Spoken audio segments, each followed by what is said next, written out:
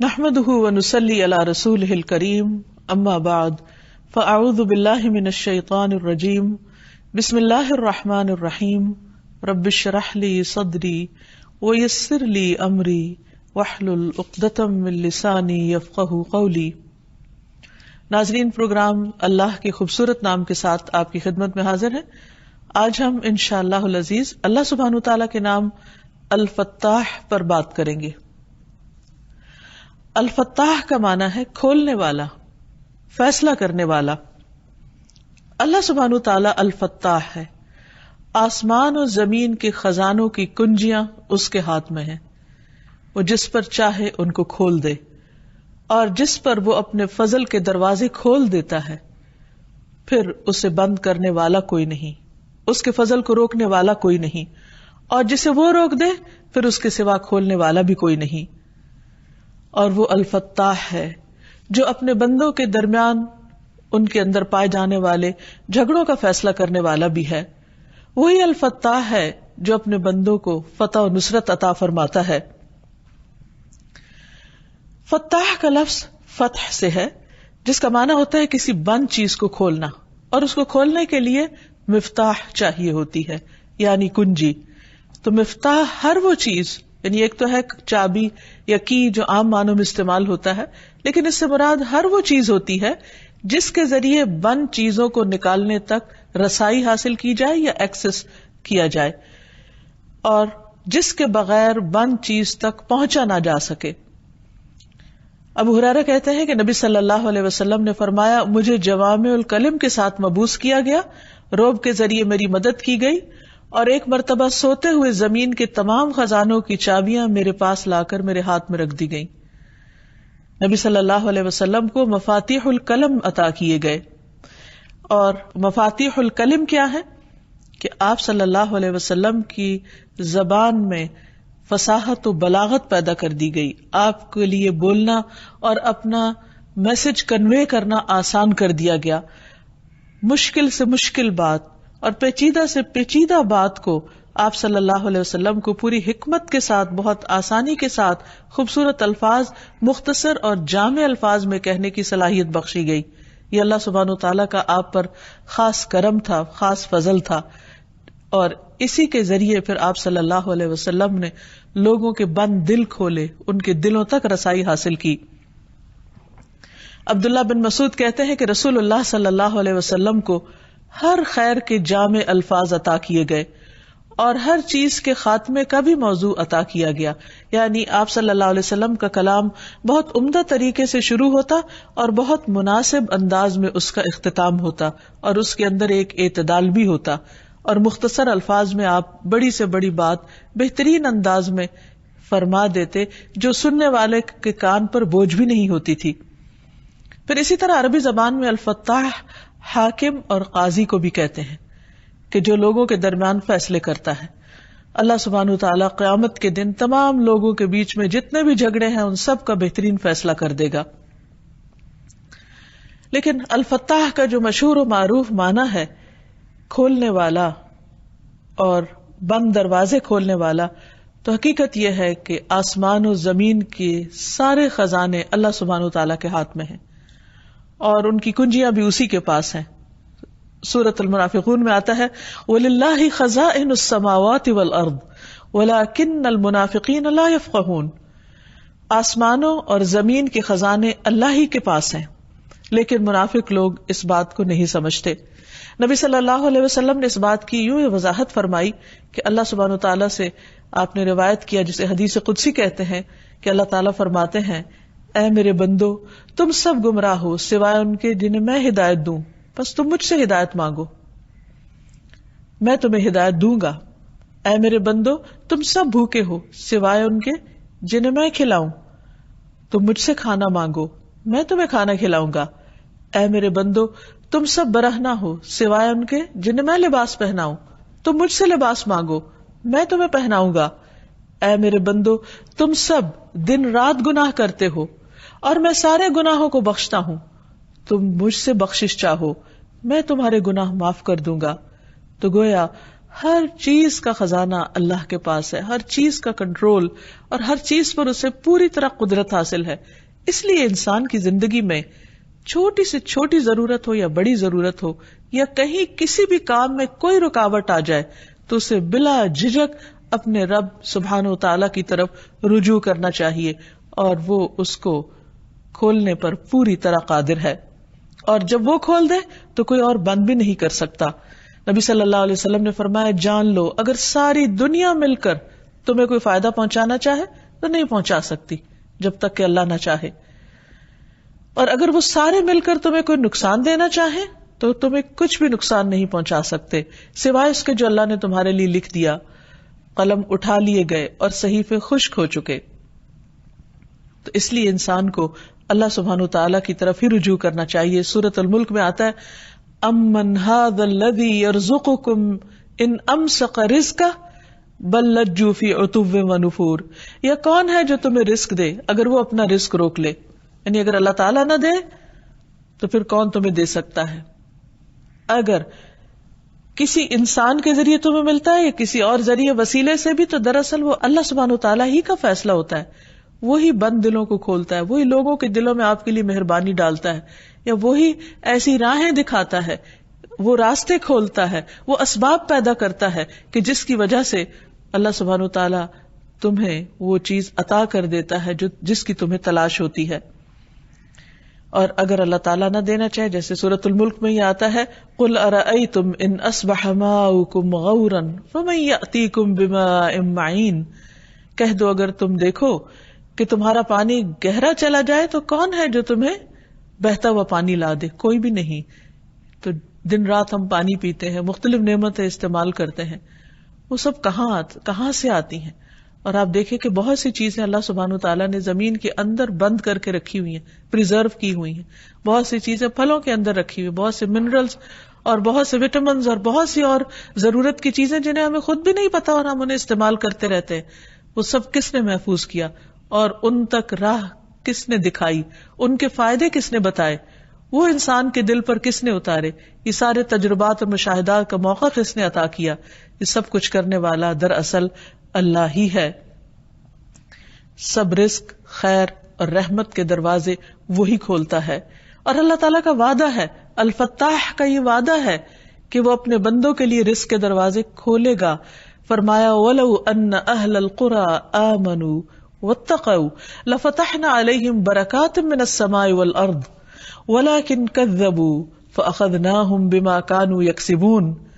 اگر واقعی بستیوں والے ایمان لے آتے اور بچ کر چلتے، تقوی اختیار کرتے، تو ہم ضرور ان پر آسمان اور زمین کے رزق کے دروازے ان پر کھول دیتے، ان کی برکتوں کے دروازے کھول دیتے. لیکن انہوں نے جھٹلا دیا، یعنی اللہ تعالیٰ کی یہ بات نہیں مانی، تو ہم نے انہیں اس کی وجہ سے پکڑ لیا جو کچھ وہ کمایا کرتے تھے، یعنی ان کے اعمال اور ان کے کرتوتوں کے سبب پھر ہم نے ان پر زندگی تنگ کر دی.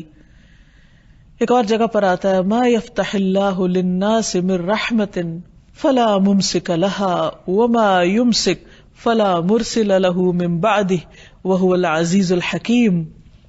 جو کچھ اللہ لوگوں کے لیے رحمت میں سے کھول دے اسے کوئی بند کرنے والا نہیں، اور جو بند کر دے تو اس کے بعد اسے کوئی کھولنے والا نہیں، اور وہی سب پر غالب اور کمال حکمت والا ہے.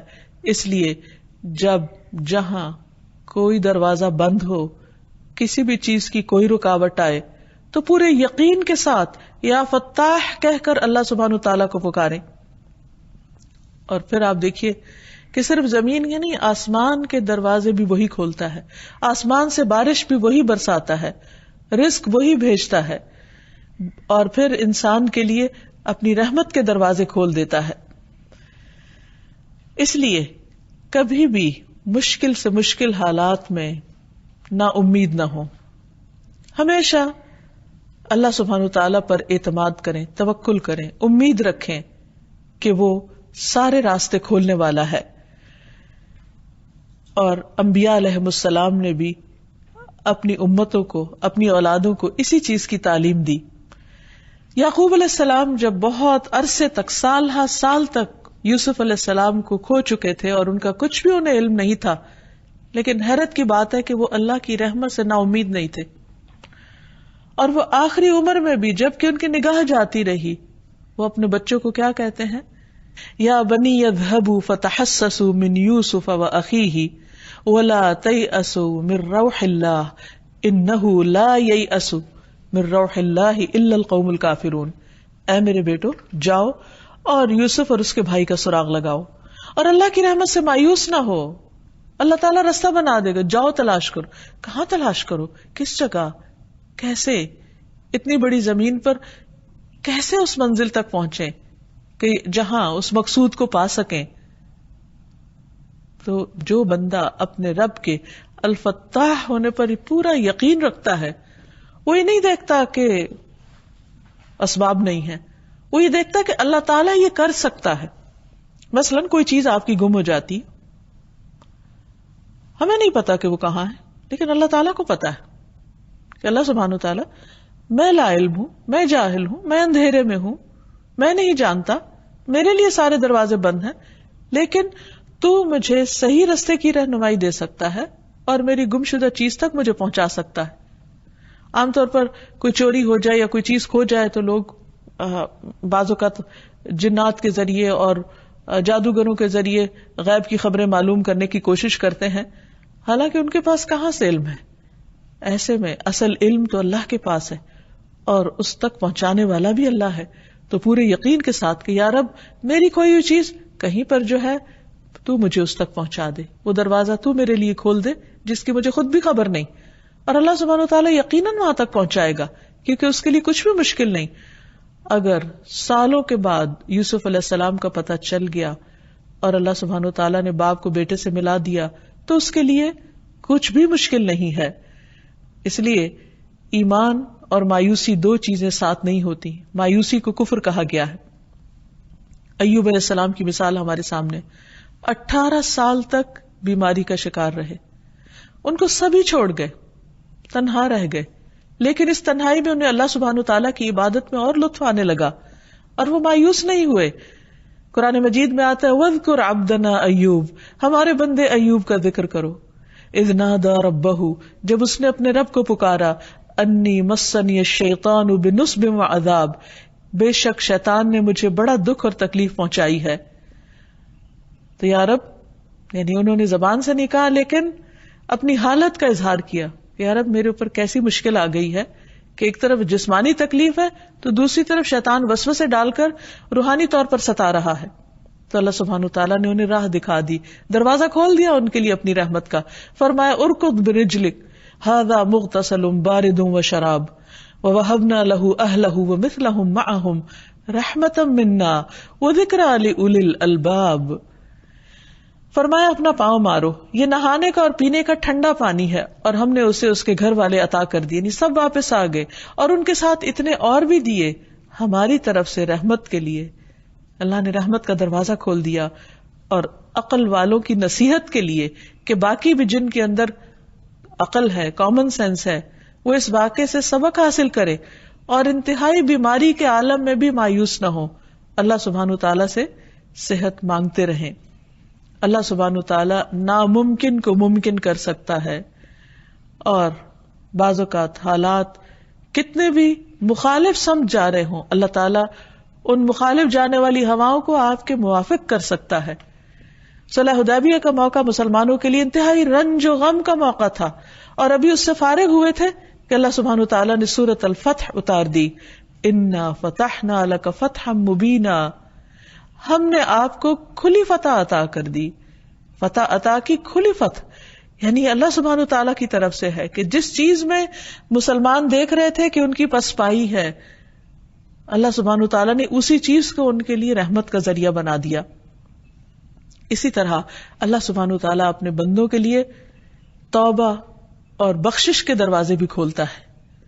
اس لیے کبھی بھی غلطی ہونے پر، گناہ ہونے پر، اللہ سبحانہ وتعالیٰ کے حق یا بندوں کے حق میں کسی بھی قسم کی کمی ہونے پر انسان کو مایوس نہیں ہونا چاہیے. اللہ تعالیٰ روزانہ رات کو دعاؤں کی قبولیت کے دروازے کھولتا ہے.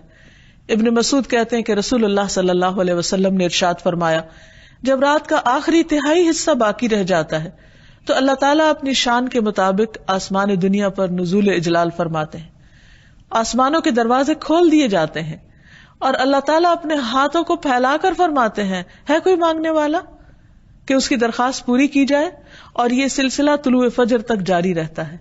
لیکن اکثر ہم اس وقت سوتے ہی رہ جاتے ہیں. جب اللہ تعالیٰ چاہتا ہے کہ ہم اس سے مانگے تو ہم اس سے نہیں مانگتے. تو جو بھی شخص کسی بھی پریشانی کا شکار ہو، یہ کسی بھی طرح اس کی زندگی میں رکاوٹ ہو، وہ اس وقت میں اللہ سبحانہ وتعالیٰ کے آگے جھکے اور ہاتھ اٹھائے اور اللہ سے مانگے. یقیناً اللہ اپنے وعدوں کو ضرور پورا فرمائے گا. پھر اسی طرح ایک اور حدیث میں آتا ہے کہ ہر پیر اور جمعرات کو مغفرت کے دروازے کھلتے ہیں. نبی صلی اللہ علیہ وسلم ان 2 دنوں میں روزہ بھی رکھا کرتے تھے. نبی صلی اللہ علیہ وسلم نے فرمایا سوموار اور جمعرات کے دن جنت کے دروازوں کو کھول دیا جاتا ہے اور ہر اس بندے کی مغفرت کر دی جاتی ہے جو اللہ کے ساتھ کسی کو شریک نہ ٹھہرائے، سوائے اس آدمی کے جو اپنے بھائی کے ساتھ کینہ رکھتا ہو، یعنی اس کے بارے میں اس کا دوسرے بھائی کے بارے میں دل صاف نہ ہو. تو کہا جاتا ہے کہ ان دونوں کی طرف دیکھتے رہو یہاں تک کہ وہ صلح کر لیں، اور ان دونوں کی طرف دیکھتے رہو یہاں تک کہ وہ صلح کر لیں، ان دونوں کی طرف دیکھتے رہو یہاں تک کہ آپس میں صلح کر لیں.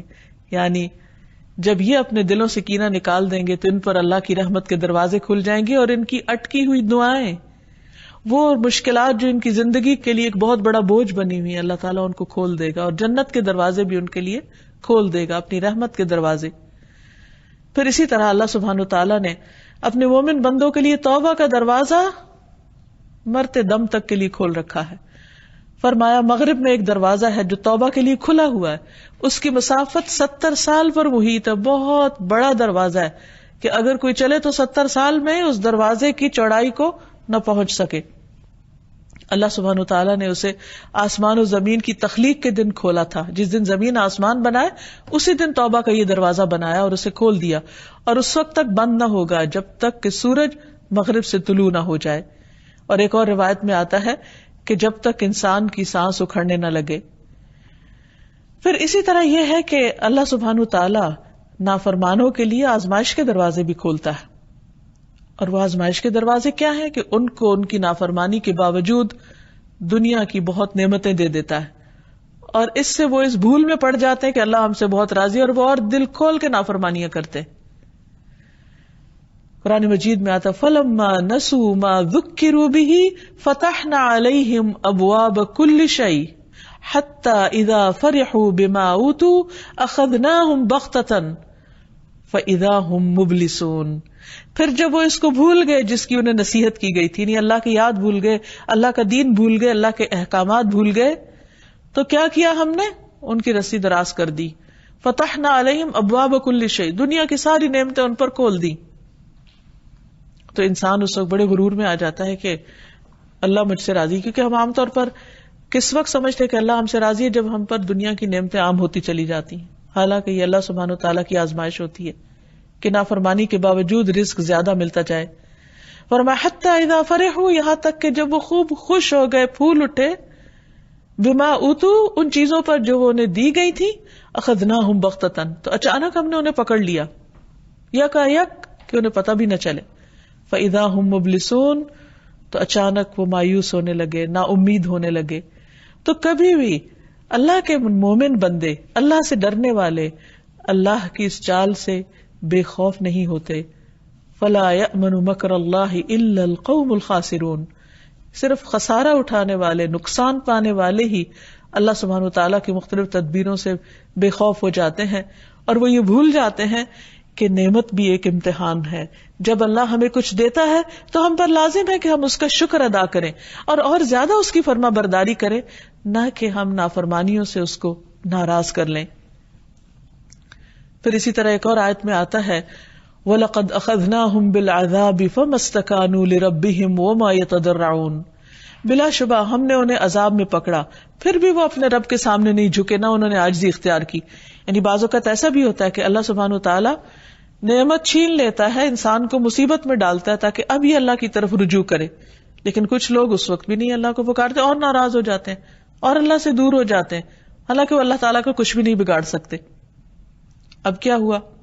اللہ سبحانہ وتعالیٰ نے ان کے لیے پھر آسانیاں کر دی، یعنی ان کی نافرمانیوں کے باوجود ان کے لیے حتی اذا فتحنا علیہم بابا ذا عذاب شدید اذا ہم فیہ مبلسون، پھر ان کو خوشحالیاں دے کے اور زیادہ انہوں نے نافرمانیاں کی، پھر اللہ نے ان کے اوپر سخت عذاب کا دروازہ کھول دیا کہ وہ مایوس ہو گئے. تو اس لیے انسان کو ہر حال میں خوشحالی ہو یا تنگی ہو اللہ سبحانہ تعالیٰ کی طرف رجوع کرتے رہنا چاہیے اور اللہ کے آگے عاجزی اور زاری کرتے رہنا چاہیے. پھر اسی طرح صرف ایسا نہیں کہ نافرمانوں کے اوپر آزمائش کے دروازے کھلتے ہیں، مومنوں پر بھی کھلتے ہیں. عبداللہ ابن عمرو ابن العاص سے روایت ہے کہ رسول اللہ صلی اللہ علیہ وسلم نے فرمایا، جب تم ایران اور روم کی سلطنتوں کے خزانے فتح کر لوگے تو تمہاری کیا حالت ہوگی، یعنی مسلمانوں کو پے در پے کامیابیاں ملیں گی اور دنیا کی دولت خوب ان کے پاس آ جائے گی.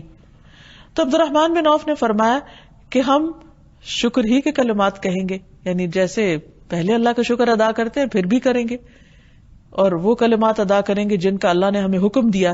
تو رسول اللہ صلی اللہ علیہ وسلم نے فرمایا، یا پھر دوسری بات ہوگی، تم دنیا کو حاصل کرنے میں ایک دوسرے کا مقابلہ کرنے لگو گے، پھر تمہارا دنیا میں کمپٹیشن ہونے لگے گا، پھر ایک دوسرے سے حسد کرو گے، نہیں جس کے پاس زیادہ ہوگا اس سے پھر تمہارے تعلقات اچھے نہیں رہیں گے یا اس کی نعمت پر تم خوش نہیں ہوگے، پھر ایک دوسرے سے منہ پھیر لو گے، پھر ایک دوسرے سے بغض رکھنے لگو گے.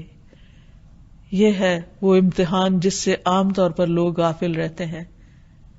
بعض اوقات آپ نے دیکھا ہوگا کہ خاندانوں کے اندر، گھرانوں کے اندر جب لوگوں کے پاس ایک معتدل سا رزق ہوتا ہے، آپس میں دل جڑے ہوئے ہوتے ہیں، آپس میں محبتیں ہوتی ہیں، لیکن جو زیادہ ہوتا چلا جاتا ہے تو ایک دوسرے کے ساتھ، بھائی بھائی کے ساتھ جیلس ہو جاتا ہے، خون کے رشتے ایک دوسرے کے دشمن بن جاتے ہیں.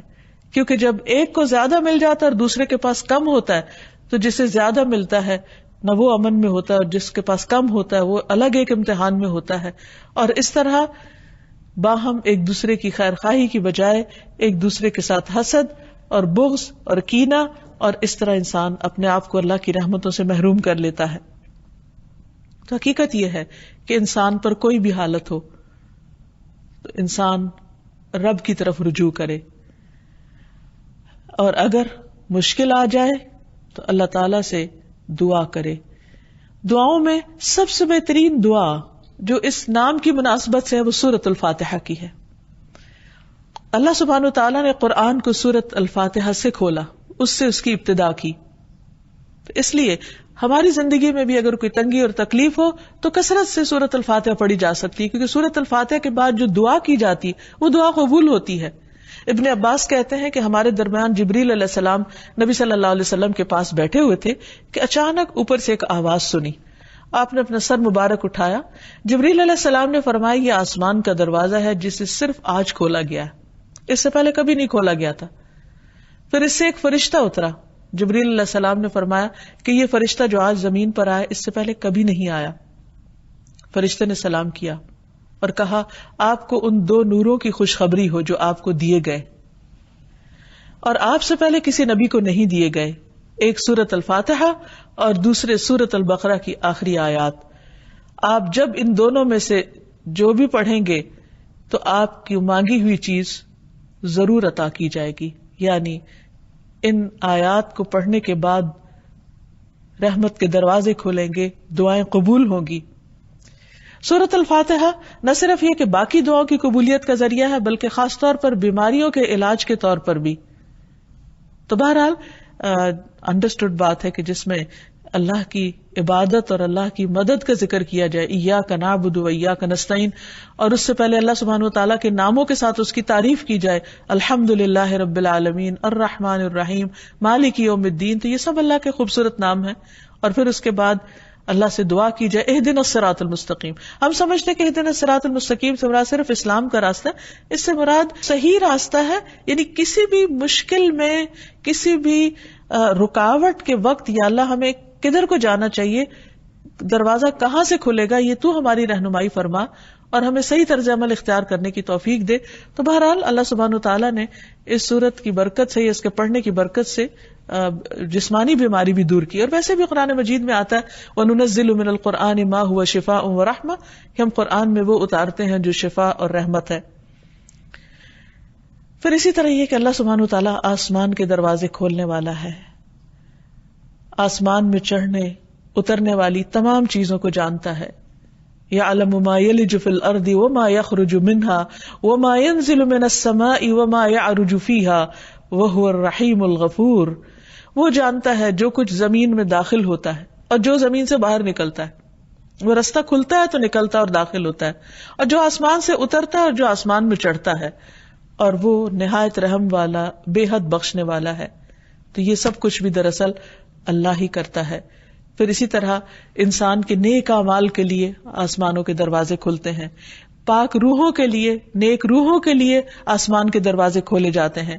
قرآن مجید میں اللہ تعالیٰ فرماتا ہے الیہ یصعد الکلم الطیب والعمل الصالح یرفعہ والذین یمکرون السیئات لہم عذاب شدید ومکر اولئک ھو یبور.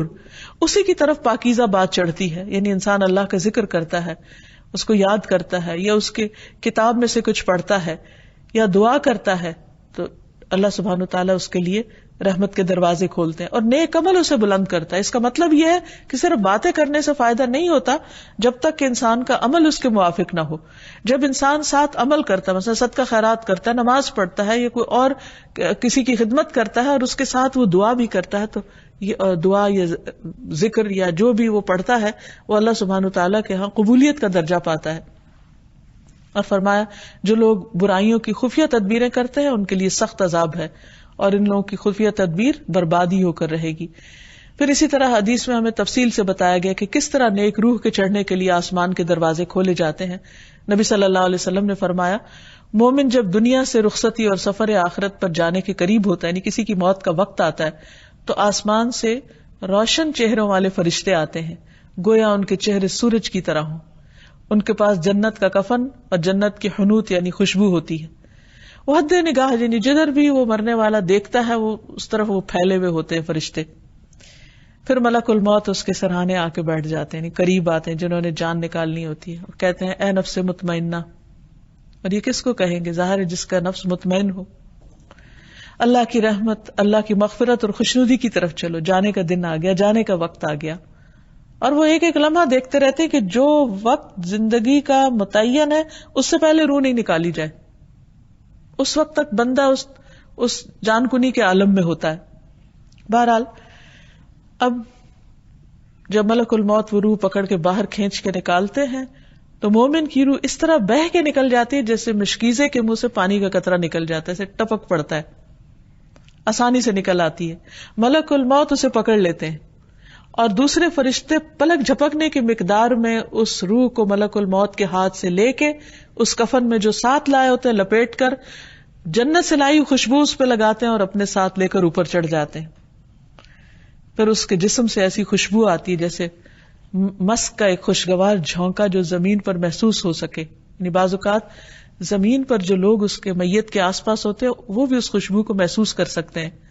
پھر فرشتے اس روح کو لے کر اوپر چڑھ جاتے ہیں, اور فرشتوں کے جس گروہ پر بھی ان کا گزر ہوتا ہے وہ پوچھتا ہے کہ یہ پاکیزہ روح کون ہے.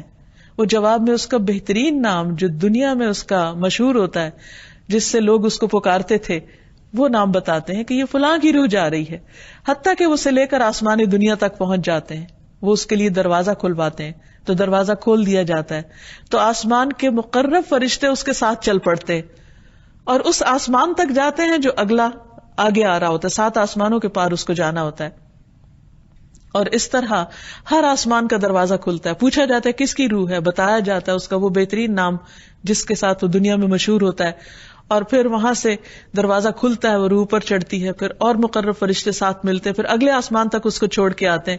یعنی جس طرح دنیا میں جسم انسان کا جنازے میں لوگ اس کے ساتھ چل رہے ہوتے ہیں, کبھی کوئی کندھا دیتا ہے کبھی کوئی, تو اسی طرح اس کی روح کا بھی ایک سفر طے ہو رہا ہوتا ہے.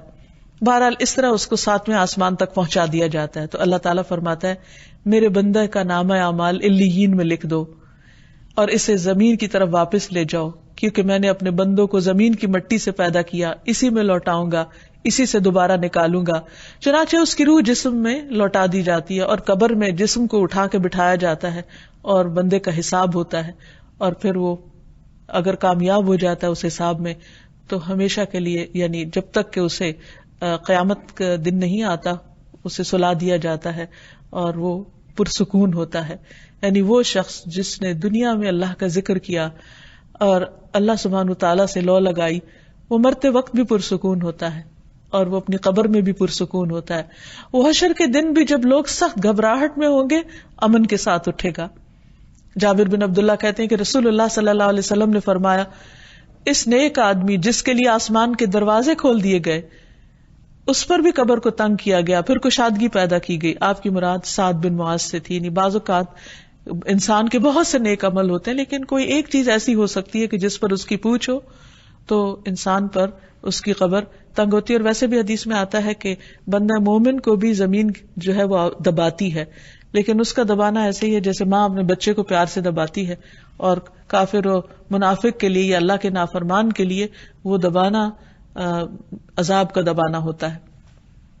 پھر اسی طرح یہ کہ قیامت کے دن آسمان کے تمام دروازے کھولنے والا بھی اللہ سبحانہ وتعالی ہے. فرمایا یوم ينفخ في الصور فتأتون افواجا وفتحت السماء فكانت ابوابا. جس دن سور میں پھونکا جائے گا تو تم فوج در فوج چلے آؤ گے, اور آسمان کھولا جائے گا تو وہ دروازے دروازے ہو جائے گا. پھر ایمان والوں کے لیے جنت کے دروازے کھولنے والا بھی اللہ سبحانہ وتعالی ہے.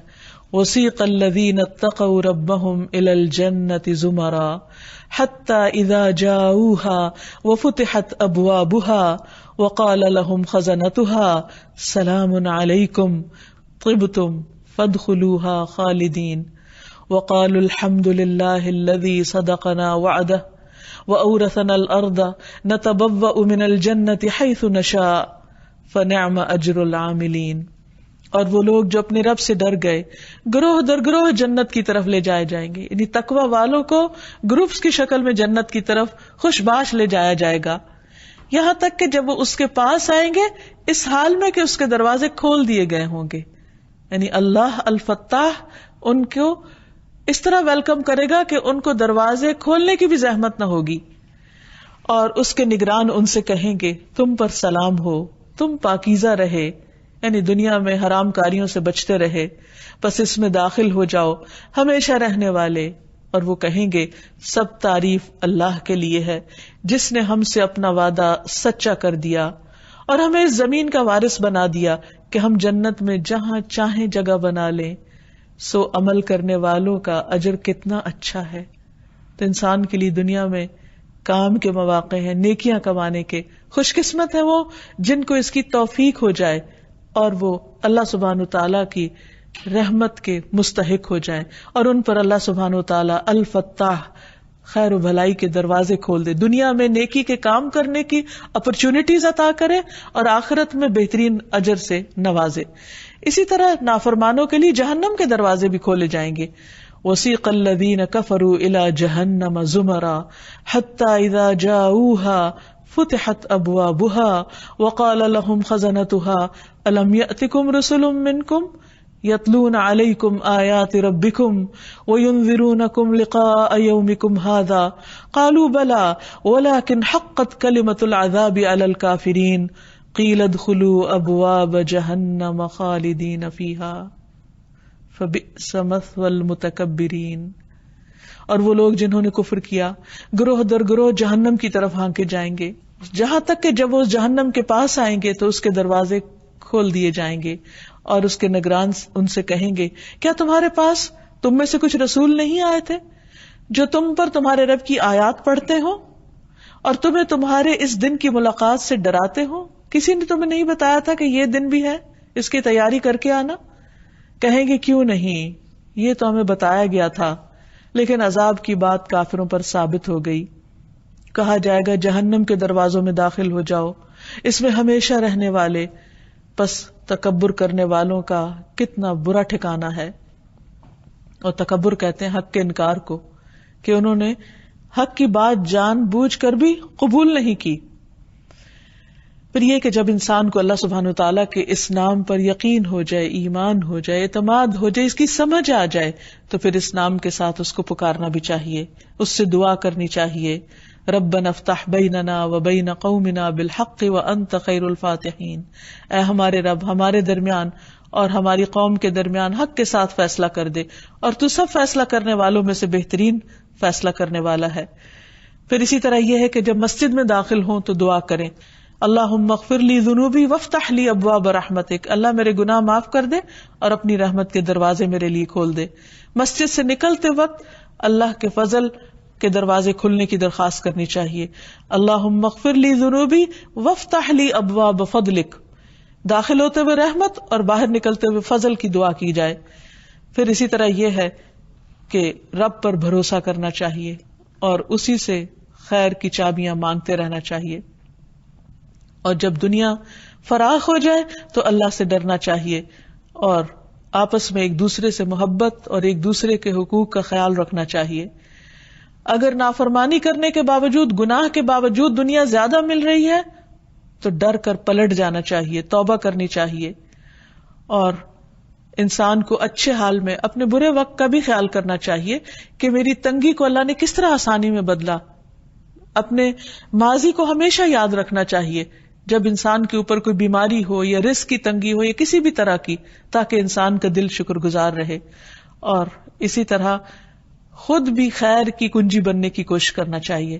نبی صلی اللہ علیہ وسلم نے فرمایا بھلائی کے بھی خزانے ہیں اور خزانوں کی بھی کنجیاں ہیں، سو مبارک ہو اس شخص کو جس سے اللہ تعالیٰ خیر کے لیے کنجی اور شر کے لیے تالا بنا دے، اور برا ہو اس شخص کا جس سے اللہ تعالیٰ اس کی بدعمالیوں کی وجہ سے شر کی کنجی اور خیر کے لیے تالا بنا دے. یعنی خیر کا کوئی کام اس سے نہیں نکلتا اور برائی کے ہر کام میں وہ آگے آگے ہے. پھر اسی طرح یہ ہے کہ ہر خیر کی چابی جو ہے وہ اللہ کی توحید اور نبی صلی اللہ علیہ وسلم کی اطاعت میں ہے.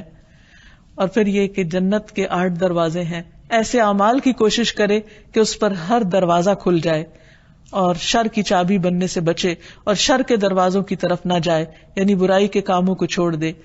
اور پھر اگر انسان یہ چاہتا ہے کہ اس پر خیر کے دروازے کھلے اور جنت کے 8 دروازے کھلے تو وضو کے بعد خاص طور پر یہ دعا پڑھے، اشہد ان لا الہ الا اللہ وحدہ لا شریک لہ واشہد ان محمدا عبدہ ورسولہ.